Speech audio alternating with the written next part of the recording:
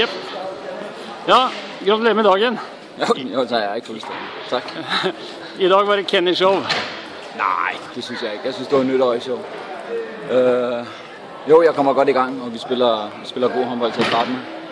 Og det får hele loppet i gang, og vi får troen på, at vi kan gøre det her. At vi har som sagt taget i længere tid af kampen, og der beviser de andre, at vi kan det her. Hvad er det så gjort, at dere har fået troen tilbage? Nej, jeg ved ikke, om vi skal have troen tilbage. Vi har jo godt vidst, at vi har kunnet spille håndbold. Vi har set lidt video, at vi har spillet dårlige kampe. Dårlige matcher.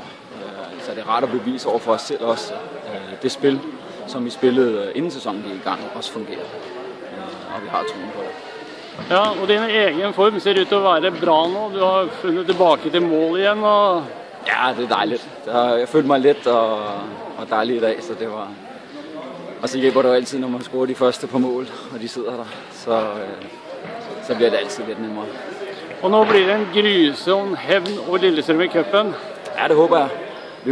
Men vi må sætte os ned og se videoen på, hvordan de dækker op. For det er et helt andet forsvar, end det vi mødte i dag. Så vi skal i arbejdslokalet og jobbe videre med det, vi får slået med Strøm. Det bliver ikke enkelt. Da siger jeg bare lykke til videre. Tak skal du have.